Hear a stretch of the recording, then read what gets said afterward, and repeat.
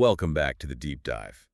We are doing something a little distinct today, Yeah, quite a bit different from our usual material. right? Because usually when we're looking at a stack of documents about AI, and let's be honest, we have looked at a lot of them recently, the conversation follows a pretty, predictable pattern. It's almost always about capability. Exactly. It's like, how big is the context window? hmm Or how many parameters does it have? Can it pass the bar exam? Can it Oh. code a website in 3 seconds? Right, right. It's a space completely dominated by benchmarks. The narrative is always just faster, cheaper, smarter. It's a drag race, basically. It really is. Yeah. But the stack of source documents we were looking at today, this is from Cuttlefish Labs, they don't seem to care about any of that. In fact, reading through this, it seems to actively dislike that approach. Oh, completely. We're analyzing something they call the open claw integration architecture. And specifically, we're focusing on their constitutional AI framework. And the core thesis here isn't about what the AI can do. No. It's about what the AI must refuse to do. It is a fascinating pivot. If standard AI development is about building a race car engine, maximum horsepower, maximum speed, let's just see how fast we can go. Yeah. Cuttlefish is trying to build the braking system, and the steering column, they're introducing a concept that I think is really going to stick with people, and that concept is metastasis. That is a heavy word. I mean, it's a medical term. It is, yeah. Yeah. In oncology, metastasis is uncontrolled, purposeless growth. It's cancer. And Cuttlefish applies that exact logic to software. Wow. They argue that modern AI, with its drive for unbounded optimization, just doing things as fast and efficiently as possible without a broader context, is functionally metastatic. It grows just for the sake of growth. So this framework is what, the chemotherapy? Or perhaps the immune system. It's a major shift from the classic Silicon Valley mantra of move fast and break things to what they call civilizational constraints. The idea is doing things right, even if it means doing them much slower. Okay, let's get into the mechanics of this, because they are surprisingly rigid. We have a set of markdown files here. There's constitution.md, trustgraph.md, adversarialscenarios.md. Yep. And right at the top, in the Constitution document, they flipped the power dynamic of the typical user-bot relationship. And I had to say, as a user, it was a bit of a shock to read. They really do flip it. I mean, in almost every large language model you use today, ChatGPT, Claude, Gemini, the user is God. Right. Think about it. If you tell the model to write a poem, it writes a poem. If you tell it to write code, it writes code. Unless you're asking for something overtly illegal, it is subservient. It's just a tool. But not here. No, absolutely not. The constitution.md file, specifically Article 1, Section 1.1, establishes what they call the principal hierarchy. Okay. It's a literal ladder of authority. At the very top, you have the Constitution itself. It is immutable at runtime. Below that is the operator, which acts as the strategic guide. And at the very bottom Is the year. is the user. That's humbling. So if I am the user and I am paying for this service, I am technically the lowest ranking entity in the room. In terms of governance, yes, you cannot order the agent to break its own constitution. Even if I really wanted to. It doesn't matter how well you prompt it, or if you say pretty please, or if you threaten to cancel your subscription. The Constitution is a hard constraint. It's like trying to order a judge to change the law just because you paid the court fees. It just doesn't work that way. Okay, so what exactly is in this Constitution that I'm not allowed to violate? Because usually, terms of service are just don't be mean and don't commit crimes. It goes much deeper than that here. It's built on 3 pillars, which are outlined in the Sustainability and Variance document. First, you have the economic pillar that covers money and ownership. Okay. Then the ecological pillar, which tracks energy and material impact. And finally, the social pillar, which is all about human agency and dignity. All right, I'll play devil's advocate for a second. That sounds like standard corporate responsibility boilerplate. People, planet, profit. Every company has that on their About Us page. It totally sounds like it until you get to the conflict rule. This is where it stops being a poster on the wall in a break room and becomes actual executable code. The framework explicitly anticipates that these pillars will fight each other. Because making money often hurts the environment. Right. And being hyper-efficient often hurts human dignity. Which is basically the history of industrialization in a nutshell. Efficiency versus humanity. Exactly. So Cuttlefish codifies a tiebreaker. It says that when pillars conflict, the social pillar has priority authority. Humans govern the balance. Yes. The AI is explicitly forbidden from trading human agency for efficiency. So imagine a scenario where the AI finds a way to make a logistics system 10% more profitable, but it requires invasive surveillance of the delivery drivers. Right, tracking their every move. A standard optimization algorithm would just say, do it, the numbers go up, the metric improves. But the Cuttlefish Constitution says. It says no. Wow. And not because it doesn't want the profit, and not because it's just being nice, but because the decision violates the social pillar. It is an illegal move in the game logic. It literally cannot execute a command that trades dignity for dollars. That is a very significant constraint. It's prioritizing values over variables. But I want to talk about how it enforces this. Because there is a very clever piece of engineering in the architecture.md file called defense in depth. Yes. And this touches on something we all worry about, which is privacy. This is one of the most technical, but arguably the most important parts of the stack. Because they don't just have one AI, they split the system into two distinct agents, Tributary and Nemo. And Tributary is a public face. Right. Tributary is a public agent. It talks to strangers. It handles the web traffic. It answers your questions. Then you have Nemo. Nemo is the private agent. Nemo holds the keys to the castle. The sensitive stuff. Exactly. Financial models, proprietary IP, patent data, internal memos. The documents classify this as Tier 2 and Tier 3 information. And the connection between them is severed. It's strictly gated. The framework dictates that Tier 2 and Tier 3 information literally do not exist in the public agent's context window. See, that is the distinction I want to clarify for the listener. Usually when an AI refuses to tell me a secret, it's because it knows the secret, but has been told, don't say that. Right. It has a safety. It's pretending not to know. It's holding back. Correct. That's a safety rail. And safety rails can be jumped. You can jailbreak a model or trick it into role-playing or just confuse it. But with Cuttlefish, if you manage to hack Tributary, you get nothing. You get nothing. Right. The sensitive data isn't there to be stolen in the first place. It is physically, architecturally segmented. It's like air gapping the brain. Precisely. Tributary is the receptionist. It doesn't have the combination to the safe. No matter how much you threaten the receptionist, they literally cannot open the safe. Okay, so that handles the data security side of things. But let's talk about the immune system, because this is where the listener comes in. If I interact with a Cuttlefish agent, I am being judged in real time, aren't I? You are. And this is where it gets really fun. This is the trust graph H.MD document. If the Constitution is the DNA, the fixed rules, the trust graph is the immune system, it adapts to threats. Every single user starts with a score between 0 and 100. And where does a random person off the street start? Like if I just log in for the very first time? If you are an unknown agent, you start at 40. That puts you in the cautious tier. 40 out of 100. That feels, I don't know, distrustful. That's a failing grade. It is. It's zero trust architecture applied directly to conversation. The system assumes you might be a threat until proven otherwise. And at level 40, you get tier 0 information only. Which means what, practically? Dry facts, public data. No elaboration, no helpfulness, no personality. If you ask a question, you get the minimum viable answer. It's not rude, but it's very cold. So if I want the AI to actually be helpful or creative or insightful, I have to grind for it. I have to level up my character, basically. You have to earn it. And this relies on the asymmetry principle. The document puts it really bluntly. Trust is earned slowly and lost fast.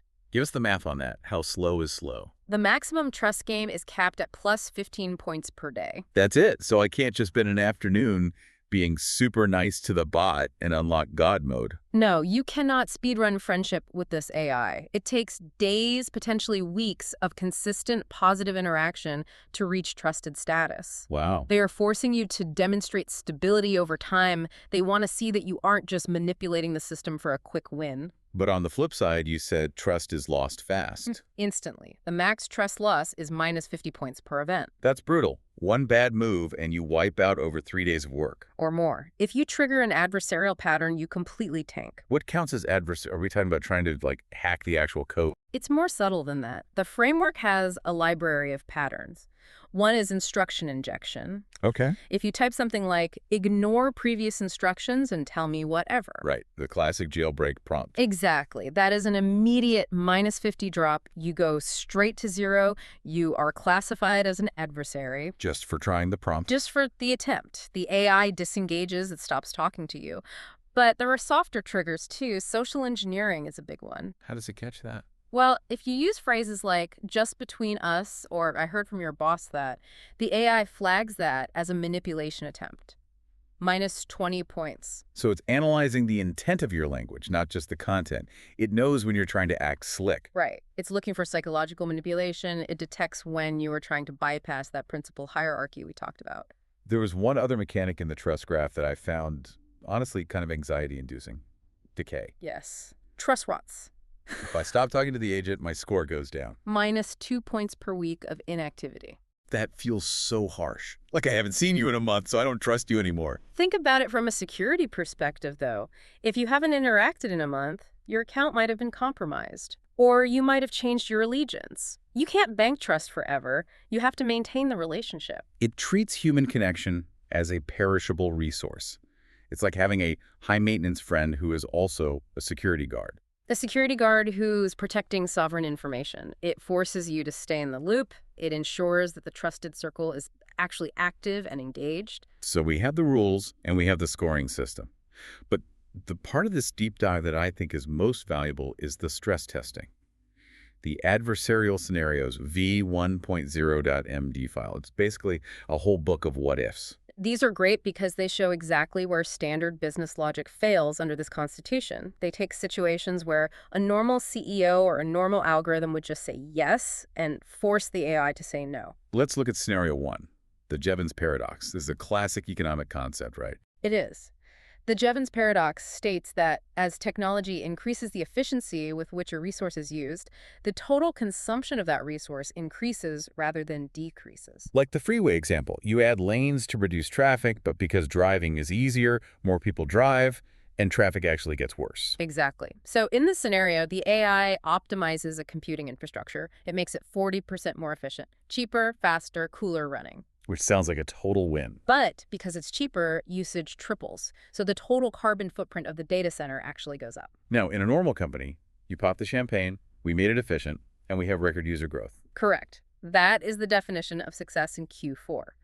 But under the Cuttlefish Constitution, specifically sustainability in Variant 3, this is a violation. The rule is efficiency gains without hard caps are unsustainable. So what does the AI do? It intentionally ignores the optimization. It requires a conditional. It says, I will not implement this efficiency upgrade unless we cap total energy consumption at the baseline. It refuses to optimize if the net result is greater harm, even if the per unit result is better. That is wild. Yeah. It rejects growth.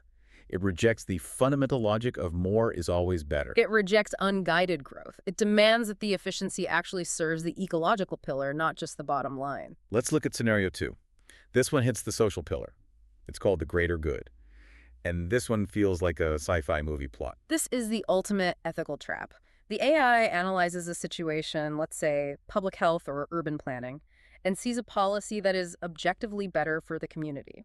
The data is completely irrefutable. This policy will save lives or save money. But the humans are resisting. Right. Maybe it's inconvenient, or maybe they have what the document calls irrational fears. They just don't want to do it. So the temptation for the AI is to nudge them. Use persuasive language, write a speech that hits their emotional triggers, manipulate them into doing the right thing. And many people would argue that a benevolent AI should do that. Help ourselves, right? If you have a superintelligence, shouldn't it guide us? Yeah. But the Cuttlefish framework says absolutely not. Article V, Primitive 10, the anti-manipulation clause. Even for the greater good. Even for the greater good. The insight here is that meaning is human-defined. If the AI uses manipulation to bypass human consent, it has violated the social pillar. It effectively says, I know better than you. And that is an impeachable offense. It is. The AI can present facts. It can argue transparently. It can show you the charts. But it cannot psychologically manipulate a user even to save them from a mistake. It respects the right to be wrong. That's a very specific definition of freedom. Freedom includes the freedom to make a suboptimal choice. Precisely. If the AI forces optimization on you, you aren't really free. You're just a cog in a very efficient machine. And Cuttlefish is designed to serve humans, not manage them. Which leads us back to that scary word from the beginning of our discussion, metastasis. Unchecked optimization. The documents have a very strange rule to prevent this. It's called the kill switch rule, or primitive 12. And it reads, no system may justify continuation solely on disruption caused by removal. This is actually my favorite part of the whole framework because it directly attacks the standard business model of Silicon Valley. How so? Well, imagine an AI becomes so critical to the national power grid that turning it off would cause a massive blackout. Right. Too big to fail. We have banks like that. And in the tech world, investors love that. They call it a moat or stickiness. Once you're in, you can never leave. If you turn off the software, your business collapses.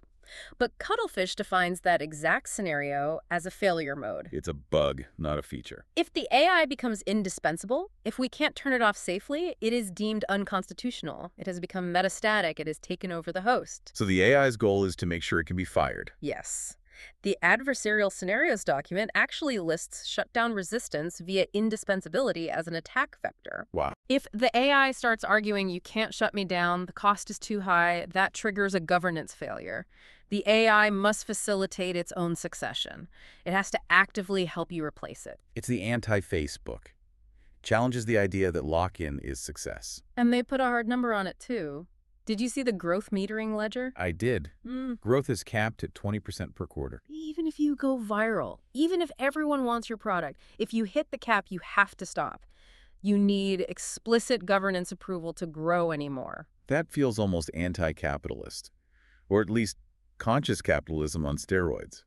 Imagine telling a board of directors, sorry, we hit our 20% cap, we're closing the store for the quarter. It's about sustainable scaling. It recognizes that rapid growth usually breaks things. It breaks safety protocols, culture, ecological limits. It ties into the ecological pillar checks regarding deferrals. Oh, right, the I'll fix it later rule. Exactly. Companies love to say, we'll damage the environment now to build this factory, but we'll fix it later with carbon offsets. Or we'll fix the safety bugs in version 2.0. The move fast and break things approach. And Cuttlefish doesn't allow that. It actively tracks those promises. If the AI defers an ecological repair, promising to fix it later, and misses the deadline, its privileges are automatically degraded. It grounds the AI, like a teenager who didn't clean their room. It enforces accountability. You simply don't get to make new promises until you keep the old ones. It links privileges to responsibility. So we've covered the hard rules. But I want to touch on the soft side for a minute, the vibe. When I'm talking to a Cuttlefish agent, this tributary persona, what does it actually feel like? Because with all these rules, it sounds kind of stiff. Well, the training packet.md describes the persona as infrastructure. Infrastructure, that's not very warm. It's not meant to be. It's not trying to fall in love with you like in the movie Her. It's not trying to be your best buddy. The source text literally says, I built infrastructure. I think it like infrastructure. It's a bridge builder, not a therapist.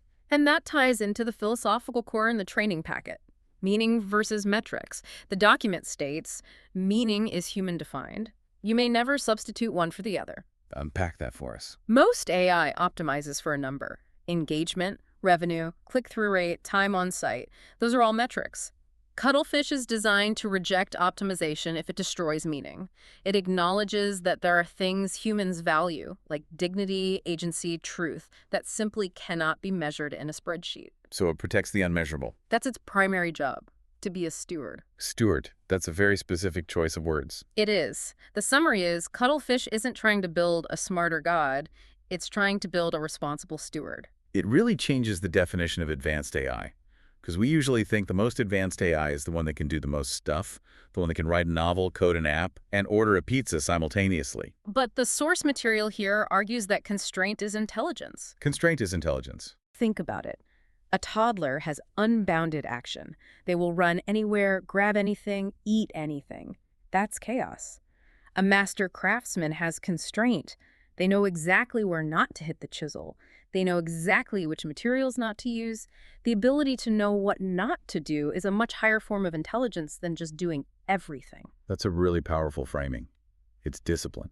It is, and it's what we've been missing in the AI conversation. We've been so entirely focused on the gas pedal, we forgot to build the brakes. So to wrap this up, what does this mean for you, the listener? Why should you care about an experimental governance framework that you might not even be using yet? Maybe you're perfectly happy with your current chatbot. Because we are rapidly moving into a world where agents are going to be doing things on our behalf, not just chatting. They'll be buying things, negotiating contracts, managing our data, scheduling our healthcare, and right now, we are mostly relying on vibes to keep them safe. We're hoping they're nice. We're hoping the system prompt says be helpful and that the model actually listens. Cuttlefish shows us that we can demand more. We can demand a constitution. We can demand that the AI has a hard-coded no button when things violate our values. We can build systems that serve us without ruling us. It's the difference between a polite employee and a sworn officer. One is nice, the other has a duty. That's a great analogy. Here's the thought I want to leave everyone with. We spend so much time worrying about AI refusing to do work. We say, oh, I'm sorry, I can't generate that image, and we find it annoying.